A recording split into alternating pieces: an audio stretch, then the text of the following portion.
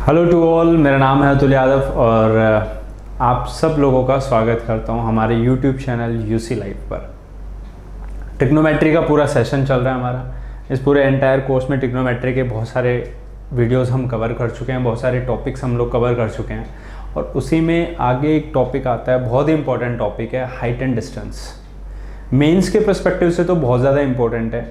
Pre में तो height and distance के इतने क्वेश्चंस हमें देखने को नहीं मिलते हैं, बहुत ही रेयर होता है कि हाइट एंड डिस्टेंस का कोई क्वेश्चन प्री में आ जाए। हालांकि मेंस में क्वेश्चंस बनते हैं, बहुत क्वेश्चंस बनते हैं हाइट एंड डिस्टेंस से।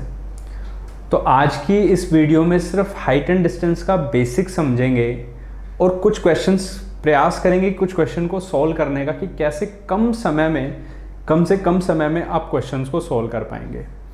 क्योंकि पूरे के पूरे हाइट एंड डिस्टेंस में दो तीन बातें ऐसी हैं जो अगर आप सीख जाएंगे और बार बार क्वेश्चंस को प्रैक्टिस करके उन चीज़ों को आप लगाना सीख जाएंगे कि किस तरीके से दो तीन राइट एंगल ट्रायंगल पर ही पूरा का पूरा हाइट एंड डिस्टेंस खत्म हो जाएगा। क्योंकि एंगल जो आएंगे हाइट एंड डिस्टेंस में वो 30 डिग्री आएगा, 45 आएगा, 60 आएगा, इसी प्रकार के एंगल्स आते हैं, इससे अलग एंगल्स कोई नहीं आएगा। तो जैसे आप हाइट एंड डिस्टेंस के ये सब पार्ट करना शुरू करेंगे तो आप देखेंगे बहुत आसानी से, बहुत ही इजीली जो इतने लंबे लंबे क्वेश्चंस आपको हाइट एंड डिस्टेंस के मिलेंगे, वर्ड प्रॉब्लम्स में मिलेंगे, इतनी बड़ी प्रॉब्लम्स मिलेंगी और बड़ी आसानी से 15 से 20 सेकंड के अंदर आप उसका आंसर कर पाएंगे। तो बिल्कुल बेसिक से चलेंगे, बिल्कुल बेसिक कॉन्सेप्ट से आप लोगों को सिखाएंगे कि किस तरीके से आप हाइट एंड डिस्टेंस के क्वेश्चन बड़े आसानी से सोल्व कर सकते हैं। उसके बाद हम जो मेंस में आए हुए क्वेश्चन है हाइट एंड डिस्टेंस से रिलेटेड, उसी के दो तीन पार्ट्स बनाएंगे ताकि आप मेंस से रिलेटेड जितने भी क्वेश्चंस हाइट एंड डिस्टेंस के बनते हैं वो आप कैसे सोल्व करेंगे, वो चीज़ें भी देखेंगे। तो चलिए शुरू करते हैं आज की ये क्लास। तो देखिए, हाइट एंड डिस्टेंस ट्रिग्नोमेट्री का ही एक पार्ट है और ट्रिग्नोमेट्री की ये एप्लीकेशन है, यानी जो हम अभी तक ट्रिग्नोमेट्री पढ़ रहे थे क्या उसका कुछ यूज़ है कि नहीं है, तो उसके बहुत सारे यूज़ हैं और उन्हीं के यूजेस के बारे में बताता है हमें ये चैप्टर जिसका नाम है हाइट एंड डिस्टेंस। तो हाइट एंड डिस्टेंस में दो तीन चीज़ें हमें इंपॉर्टेंट है वो याद रखनी है। वो चीज़ें क्या है जो आपको याद रखनी है कि भाई एक तो जब कभी भी राइट एंगल ट्रायंगल बने तो आप ये ध्यान रखना, जब कभी भी राइट एंगल ट्रायंगल हो तो आपके लिए कुछ एक बेसिक राइट एंगल ट्रायंगल मैं बता रहा हूँ जो आप लोगों को बार बार हेल्प करने वाले हैं। वो क्या है कि अगर मान के चलिए यहाँ पर ये जो थीटा है ये 30 डिग्री है, अगर ये थीटा की वैल्यू 30 डिग्री है आपके पास, तो क्या होने वाला है, अगर थीटा 30 डिग्री होगा तो ठीक सामने वाला जो है वो परपेंडिकुलर है, ये बेस है और ये हाइपोटेनस है। तो बेटा याद रखना कि परपेंडिकुलर जो है वो परपेंडिकुलर 1 के बराबर होगा, बेस √3 होता है और हाइपोटेनस कितना होगा, 2 होगा। यानी ये दो बातें याद रखनी है कि भाई अगर एंगल 30 डिग्री है तो परपेंडिकुलर 1, हाइपोटेनस √3 और 2, ये वाला ट्रायंगल हमें याद रख लेना है। और अगर मैं कहूँ कि अगर यही है, अगर 60 डिग्री की बात कर लेते हैं, इसी ट्रायंगल को घुमा देते हैं एक बार, और अगर मैं यहाँ कहता हूँ कि भाई यहाँ 60 डिग्री बना हुआ है, तो यहाँ 60 डिग्री बना हुआ है, तो ये वाली साइड कितनी हो जाएगी, √3, ये 1 और ये कितनी हो जाएगी भाई, 2 हो जाएगी। बात वही है, इसी ट्रायंगल को थोड़ा सा टेढ़ा कर दिया, या फिर ये कह लो अगर ये ट्रायंगल ऐसे बना हुआ है, अगर मैं 60 डिग्री यहाँ बना देता हूँ तो ठीक सामने परपेंडिकुलर होगा, परपेंडिकुलर √3 बन जाएगा, बेस 1, हाइपोटेनस 2 हो जाएगा। ये ट्रायंगल हमें लर्न होना चाहिए, ये ट्रायंगल हमें याद होना चाहिए, समझ में आना चाहिए, इसकी तीनों साइडें आपको पता होना चाहिए। एक ऐसा राइट एंगल ट्रायंगल जिसके एंगल 30 डिग्री है, 60 डिग्री है, उसकी तीनों साइड्स आपको मैंने बता दी हैं, याद रखिएगा। अगर ऐसे ही 45 डिग्री आ जाता है, मान के चलिए यहाँ पे जो एंगल है वो 45 डिग्री है, अगर 45 डिग्री है ठीक सामने 1 होगा, ये भी 1 होगा, ठीक है भाई, और ये क्या होगा हमारे पास, √2। तो ये चीज़ें ध्यान रखनी है। ये आपके पास 3 ट्रायंगल्स हैं, इन पूरे के पूरे 3 ट्रायंगल से हम लोग हाइट एंड डिस्टेंस खत्म करने वाले हैं। इन 3 ट्रायंगल्स की आपने साइड याद रखनी है, पूरा का पूरा हाइट एंड डिस्टेंस आप देखेंगे आने वाली इस वीडियो में कि कैसे हम इन्हीं 3 ट्रायंगल्स का इस्तेमाल करके पूरा हाइट एंड डिस्टेंस खत्म कर देंगे। चीज़ें याद रखिएगा, सिंपल सी बात है कि अगर आपके पास एंगल 30 डिग्री का बना हुआ है तो साइड क्या होने वाली है, 1 √3 2 होने वाली है। 60 डिग्री का है तो सामने वाली साइड √3 1 2 होने वाली है। 45 डिग्री का है तो सामने वाली साइड 1 and 1 होने वाली है और ये क्या हो जाएगा, √2 हो जाएगा, क्योंकि एक आइसोसेलेस ट्रायंगल बन जाता है, आइसोसेलेस ट्रायंगल बन जाएगा। ठीक है भाई, तो ये चीज़ें याद रखेंगे। दूसरी क्या बातें याद रखनी है आपने, 2-3 चीज़ें और इसके अंदर आती हैं कि आपको पता होना चाहिए वैल्यू। आप जब ये 45 डिग्री और ये सब रखेंगे तो आपको वैल्यूज़ भी सारी साथ के साथ समझ में आनी शुरू हो जाएंगी। आपको 2 चीज़ें यहाँ पे सुनने को मिलेंगी बार बार, एंगल ऑफ डिप्रेशन और आपको सुनने को मिलेगा एंगल ऑफ एलिवेशन। 2 चीज़ें बार बार आती रहेंगी सुनने को, एंगल ऑफ डिप्रेशन और एंगल ऑफ एलिवेशन। कि भाई डिप्रेशन है और एलिवेशन है, वो वाला डिप्रेशन नहीं है, उसी जैसा ही डिप्रेशन है। यानी डिप्रेशन और एलिवेशन का मतलब क्या हुआ, एलिवेशन तो जो आप एलिवेटर पे चलते हो, तो एलिवेटर पे चलते हो तो नीचे से ऊपर की तरफ जाते हो। इसी तरीके से एलिवेशन में भी क्या होता है, कोई पॉइंट नीचे है और वो ऊपर की तरफ देख रहा है। यानी क्या, मान के चलिए कि आपकी आँख यहाँ पे है, ड्राइंग में थोड़ा सा भाई मेरा हाथ तंग है, ये आपकी आँख है। यानी आप यहाँ से किसी ऑब्जेक्ट को देख रहे हो जो कहीं ऊपर है और आपकी आँख से ही एंगल बनेगा हमेशा। यानी यहाँ कोई ऑब्जेक्ट है, ये ए बी कोई बिल्डिंग है, ये ए बी क्या है, बिल्डिंग है, और इस बिल्डिंग के टॉप पे आप देख रहे हो। तो बिल्डिंग के टॉप पर यानी यहाँ पर देख रहे हो, यहाँ से नीचे से जब आप ऊपर की तरफ देखोगे, थोड़ी आँख को थोड़ा सा अच्छी सी बना देते हैं ताकि सही सी लगे। ये आँख है भाई आपकी, और आप यहाँ से जब ऊपर की तरफ देखोगे, यानी जब ऊपर की तरफ देखते हो, चढ़ाई की तरफ देखते हो, तो वो एलिवेशन होता है। और उस एंगल को क्या, ये जो एंगल बनेगा, यहाँ जो ये एंगल बनेगा, this angle theta is called what, this angle theta is called angle of elevation. इस थीटा को क्या बोलेंगे, एंगल ऑफ एलिवेशन बोलेंगे। ये वाली बात हमें यहाँ से समझनी है। इस वीडियो से हमें यही चीज़ समझनी है कि जब भी आप कभी भी नीचे से ऊपर देखेंगे तो वो एंगल ऑफ एलिवेशन कहलाएगा। अब इसमें और भी बन सकता है, हो सकता है आप एक टावर पे खड़े होके, ये टावर है और आप टावर के ऊपर खड़े होके एक बिल्डिंग को देख रहे हैं, ये बिल्डिंग है। तो भाई टावर के ऊपर खड़े होके आप बिल्डिंग के टॉप को देख रहे हो, तो ये भी क्या माना जाएगा, ये भी एलिवेशन ही माना जाएगा, क्योंकि आप नीचे हो और ऊपर की किसी वस्तु को देख रहे हो। जब भी आपकी पलकें यूं उठे तो वो क्या हो जाता है, एंगल ऑफ एलिवेशन हो जाएगा। और जबकि आपकी पलकें यूं गिरे नीचे तो वो एंगल ऑफ डिप्रेशन हो जाएगा। नज़रें झुकी और नज़रें उठी, वो तो आपने सुना ही होगा। तो इसी तरीके से जब उसकी नज़रें उठती हैं तो वो एंगल ऑफ एलिवेशन बन जाता है, और जब वो नज़रें झुकाती है तो वो एंगल ऑफ डिप्रेशन बन जाता है। तो ये ध्यान रखना है। तो यहाँ पे जब वो देखेंगे तो एंगल हमेशा बनता है, तो एंगल के लिए बेस सबसे इंपॉर्टेंट है। एंगल बनेगा तो दो एंगल कब बनते हैं, जब हमारे पास 2 रेज होंगी। इस तरीके से कोई 2 रे हैं तो उन्हीं के बीच में तो एंगल बनेगा। तो यहाँ पे अगर आप खड़े होकर यहाँ से देख रहे हो, आपकी आंख यहाँ पे है, तो आपको पता होना चाहिए यहाँ से हम एक बेस लाइन ड्रॉ करते हैं। ये बेस लाइन ड्रॉ करेंगे और एंगल अब बनेगा कहाँ पर, यहाँ पे बनेगा। That angle theta is also called what, angle of elevation. ये भी क्या होगा, एंगल ऑफ एलिवेशन होगा। तो ये बातें भी समझ में आ रही है कि भाई ये क्या है, एंगल ऑफ एलिवेशन है। सिमिलरली एंगल ऑफ डिप्रेशन की बात करते हैं। भाई डिप्रेशन में आ गए हो आप, डिप्रेशन में कैसे आया जाएगा, जब आप कहीं ऊपर हो, ये आपकी आंख है भाई, ऊपर हो कहीं, और ऊपर से कहीं नीचे की तरफ देखोगे, यानी अब आप बिल्डिंग पे खड़े हो, आप खुद बिल्डिंग में चले गए और नीचे कोई कार आ रही है, कोई कार आ रही है, आप उस कार को देख रहे हो। यानी यहाँ से जब आप नीचे की तरफ देखोगे, यहाँ से नीचे की तरफ देखोगे तो इसी को बोलते हैं एंगल ऑफ डिप्रेशन।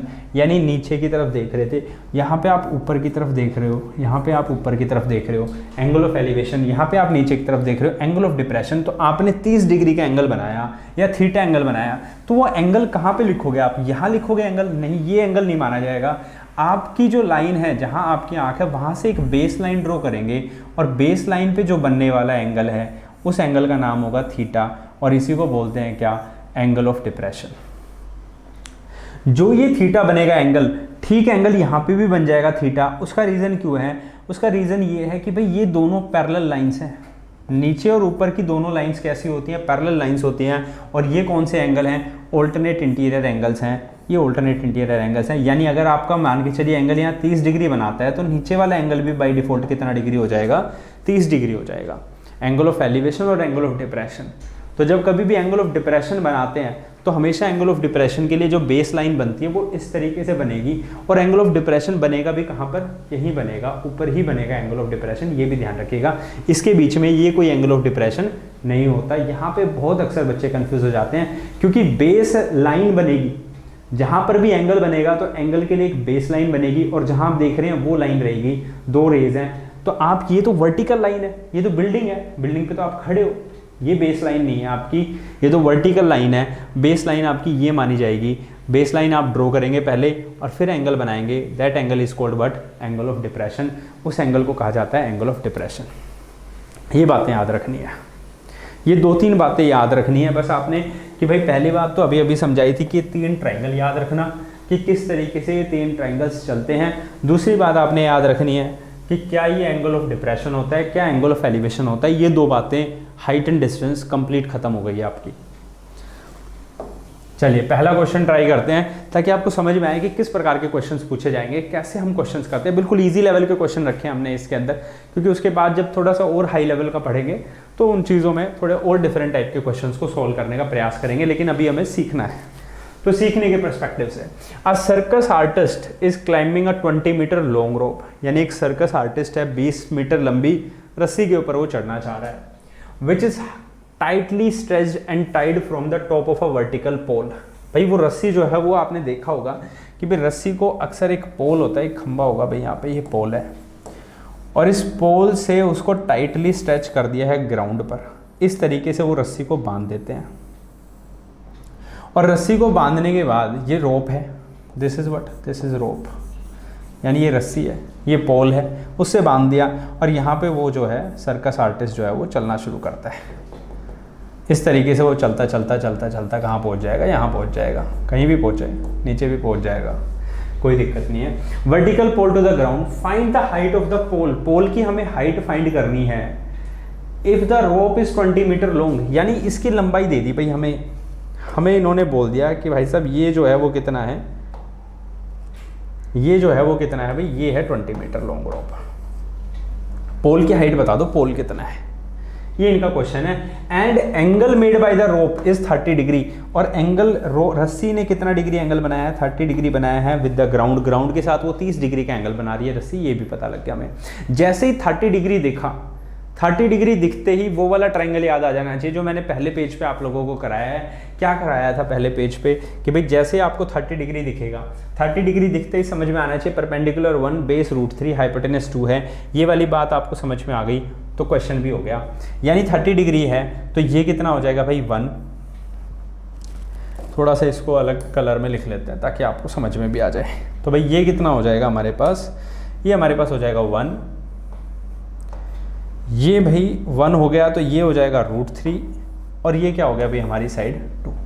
ये बातें हमें याद रखनी चाहिए। जैसे ही हमारे पास 30 डिग्री आया, हमने 3 बातें याद कर ली कि 30 डिग्री एंगल, तो पहले ये वाली साइड 1 होगी, ये √3 होगी, ये 2 होगी। तो बताइए क्या पूछा था, हाइट ऑफ पोल पूछा था। तो क्या बड़ा इजी नहीं हो गया क्वेश्चन।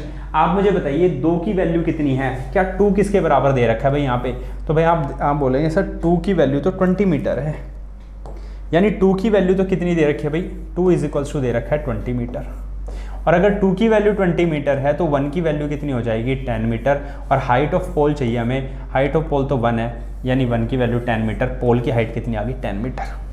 अगर आपसे पूछ लेते कि भाई पोल जहाँ पे बांधा हुआ है और रस्सी जहाँ पे बांधी हुई है और पोल के पैर से उसकी दूरी कितनी है, यानी √3 की वैल्यू निकालनी है, तो √3 की वैल्यू कितनी आ जाएगी भाई 10√3 मीटर। कुछ भी तो पूछ ले आपसे, कुछ भी तो पूछ ले, सबके सबका आंसर कर पाओगे बड़े आसानी से, बड़े आराम से। क्या वैल्यूज हैं बताइए, सबका सब आंसर। सिर्फ एक चीज़ याद रखी कि 30 डिग्री है तो साइड्स क्या होंगी, 1 होगा, √3 होगा, 2 होगा, बस इतनी सी बात याद की है, सारा क्वेश्चन कंप्लीट हो गया। 2 की वैल्यू 20 मीटर दे रखी है। क्या ये जो साइड 2 है क्या 20 मीटर बराबर होगा कि नहीं होगा, हमारा 2 इनके 20 के बराबर है, तो 1 की वैल्यू कितनी हो गई 10 मीटर हो गई, यानी पोल की हाइट मिल गई। जहाँ से रस्सी को बांधा है और पोल के फुट तक की दूरी अगर पूछेंगे तो वो भी निकाल सकते हैं। √3 की वैल्यू अगर 1/10 के बराबर है तो √3 का मान कितना होगा 10√3 मीटर। ये भी बड़े आसानी से आप लोग कर पाएंगे। क्या ये इजी नहीं है आप लोगों के लिए। अगले क्वेश्चन पे चलते हैं। A tree breaks due to storm and the broken part bends. ये कह रहे हैं एक पेड़ है, आंधी आई, पेड़ भाई टूट गया और गिर गया नीचे। चलो भाई आंधी ले आते हैं पहले तो, और फिर पेड़ को गिराना भी है नीचे। सबसे बड़ी दिक्कत तो ये है, पेड़ को गिराएंगे भी आंधी भी लेके आएंगे, दोनों ही काम करने हैं, दोनों काम ही करने पड़ेंगे। तो भाई पहले तो पेड़ है ये, और ये उसका वो हिस्सा जो गिर चुका है नीचे। तो अभी ये ऊपर दिख रहा है लेकिन ये गिर चुका है नीचे, यहाँ पे ये गिरा हुआ हिस्सा है उसका। ये डायग्राम है भाई। ये इन्होंने कहा कि एक पेड़ है और पेड़ जो है वो आंधी की वजह से कहीं से टूटकर नीचे ग्राउंड में गिर चुका है, and making an angle of 30 degree with it. और ग्राउंड से कितने डिग्री का एंगल बना रहा है वो? 30 डिग्री का एंगल बना रहा है ग्राउंड से। यानी यहाँ पर जो एंगल बन रहा है वो कितने डिग्री का बन रहा है? 30 डिग्री का बन रहा है। उसके बाद क्या बोला? The distance between the foot of tree, पेड़ के पैर से यानी यहाँ से foot of tree to the point where top touches the ground. और जहाँ पर ग्राउंड, जहाँ पे जो पेड़ का जो ऊपरी हिस्सा है जो झुका नीचे ग्राउंड में आके गिरा, वहाँ तक की दूरी कितनी है भाई? 8 मीटर की दूरी है वहाँ तक की। Find the height of the tree, tree की हाइट बतानी है। और जब हाइट बतानी है पेड़ की तो पूरी की पूरी हाइट बतानी है, यानी पूरी हाइट हमें चाहिए। ये वाली पूरी हाइट कितनी है? तो ये वाली पूरी हाइट तो तब मिलेगी जब आप इस साइड को और इस साइड को दोनों को जोड़ दोगे, तब मिलेगी आपको पूरी हाइट। लेकिन मैंने अभी पिछले क्वेश्चन में बताया जैसे ही 30 डिग्री दिखेगा सब भूल जाओ। पहला काम क्या है? 30 डिग्री दिखा, साइड्स बता दो क्या क्या आने वाली हैं। तो हम कहेंगे भाई 30 डिग्री है तो ठीक सामने वाली 1 होगी, ये वाली √3 होगी, और ये कितना होने वाला है भाई? 2 होने वाला है। अब मैं नेक्स्ट क्वेश्चन मेरा है कि अगर ये 1 है 2 है तो पेड़ की हाइट कितनी होगी? तो ट्री की हाइट कितनी होने वाली है? हाइट ऑफ ट्री, क्या हाइट ऑफ ट्री 3 होने वाली है? हाँ या ना? हाइट ऑफ ट्री आप बोलेंगे सर कितनी होने वाली है? 1 + 2 3, क्योंकि जो नीचे गिर गया वो भी तो पेड़ ही है, यानी 1 + 2 3, यानी इस साइड की हाइट 1, इसकी 2 3। 3 की वैल्यू निकालनी है हमें, और किसकी वैल्यू दे रखी है? हमें पता है √3 किसके बराबर है? 8 के बराबर है। अब मुझे 3 की वैल्यू चाहिए, तो मुझे बताओ कैसे मिलेगी 3 की वैल्यू? क्या मैं इसी को √3 से मल्टीप्लाई कर दूँ? इसको √3 से करूँगा तो इसको भी करना पड़ेगा, और √3 को √3 से मल्टीप्लाई करेंगे यानी 3 की वैल्यू कितनी होगी भाई? 8√3 मीटर। ये हो गई भाई पेड़ की height. This is height of the tree. Tree की हाइट मिल गई हमें 8√3 मीटर। इतने आसान है ये क्वेश्चंस, इतनी आसानी से आप इन क्वेश्चंस को कर पाएंगे। बड़े इजी क्वेश्चंस हैं, सिंपल सा बस लॉजिक समझना है, जो दिया हुआ है उसकी भाषा को समझना है। एंगल दे दिया 30 डिग्री।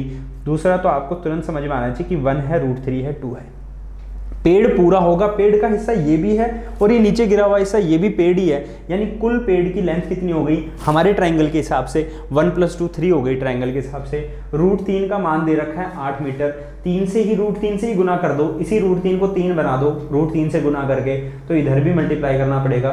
3 की वैल्यू कितनी आ गई? 8√3 मीटर। आंसर आ गया। अगले क्वेश्चन पे चलते हैं। An observer from the top of a 75 metre high lighthouse, यानी एक 75 मीटर लंबा लाइट हाउस है भाई। ये लाइट हाउस है, लाइट लगा देते हैं इसके अंदर। ये लाइट हाउस है, इसकी हाइट है 75 मीटर। ये इन्होंने दे रखा है हमें। ये यहाँ से 2 शिप्स, 2 जहाज को देख रहा है। एक जहाज तो ये है और एक ठीक इसके पीछे यहाँ पे है। इन 2 जहाज को देख रहा है यहाँ से, और देखते देखते क्या देखा, यानी देख ऊपर से रहा है तो सीधी सी बात है डिप्रेशन होगा, एंगल ऑफ डिप्रेशन बनेगा। सीधी सीधी बात है कि भाई डिप्रेशन ही होगा, और तो कुछ हो ही नहीं सकता। थोड़ी सी लाइन को तमीज से खींच देते हैं, थोड़ा सीधा खींच देते हैं। चलिए देखिए, सीधी तो नहीं हो पा रही है, थोड़ा परेशानी हो रही है। इसको सीधी होने में टेढ़े ही रखते हैं, कोई बात नहीं, समझ लेंगे हम इसी तरीके से। तो आपको पता है बेस लाइन तो यहीं से बनने वाली है, बेस लाइन तो यहीं से बनने वाली है, और बेस लाइन यहाँ से बनेगी। तो आपको पता है पहले को 30 डिग्री देख रहा है एंगल, यानी जो शिप है उसको कितना डिग्री देख रहा है? 30 डिग्री। और दूसरी वाली शिप है उस पर कितना एंगल बना रहा है? 45 डिग्री का एंगल बना रहा है। यानी ये 30 डिग्री है तो ठीक साथ वाला ये वाला एंगल कितना डिग्री बन जाएगा? 30 डिग्री। और ये वाला एंगल कितना डिग्री बन जाएगा? 45 डिग्री। ये 2 बातें समझ में आनी चाहिए कि ठीक है भाई 2 जहाज़ हैं, एक यहाँ पे, इस पॉइंट का नाम दे देते हैं A, इस पॉइंट का नाम दे देते हैं B, C और D। Find the distance between the 2 ships, यानी दो जो जहाज हैं उनके बीच की दूरी निकालनी, यानी हमें ये AB डिस्टेंस निकालना है कि AB दूरी कितनी है, ये बताना है। आप कहोगे सर यहाँ तो 2 एंगल आ गए तो 2 साइड्स कैसे कैसे लिखेंगे? तो एक बात तो समझ लो 75 मीटर है, ये 45 डिग्री वाला लेंगे पहले तो हम ट्रायंगल। इसके हिसाब से ये वाली साइड कितनी होनी चाहिए भाई, ये वाली साइड होनी चाहिए 1। थोड़ा सा इसको कलर चेंज करना पड़ेगा हमें, तब बात बनेगी। तो ये वाली साइड कितनी हो जाएगी भाई 1 हो जाएगी, और ये वाली साइड कितनी हो जाएगी, यहाँ पे हमारे पास 1 हो जाएगी, और ये कितना हो गया √2। इससे तो कोई लेना देना नहीं है वैसे हमें, ये बात समझ में आ गई। अब 30 डिग्री ये है, तो 30 डिग्री के हिसाब से भी अगर देखेंगे तो 30 डिग्री के ठीक सामने वाली साइड कितनी होनी चाहिए, 1 होनी चाहिए, और बेस पूरा कितना होना चाहिए, √3। यानी ये 1 तो यहाँ से यहाँ तक की वैल्यू है, और यहाँ से यहाँ तक की वैल्यू देखोगे तो कितनी आ जाएगी, √3 आ जाएगी। ये वैल्यू हमें समझ में आ गई। तो अगर ये 75 है तो नीचे वाला भी कितना हो जाएगा, 75 हो गया, क्योंकि 1 की वैल्यू कितनी दे रखी है यहाँ पे, 75 मीटर, यानी 1 75 के बराबर है। तो ये वाला एक भी कितना हो जाएगा, 75 मीटर हो जाएगा। यानी ये पता लग गया ये दूरी कितनी है, 75 मीटर की दूरी है। हमें फाइंड क्या करना है, हमें ए बी फाइंड करना है। अगर ये 1 मीटर है, ये पूरा √3 मीटर है, तो क्या ये √3 - 1 होगा कि नहीं होगा।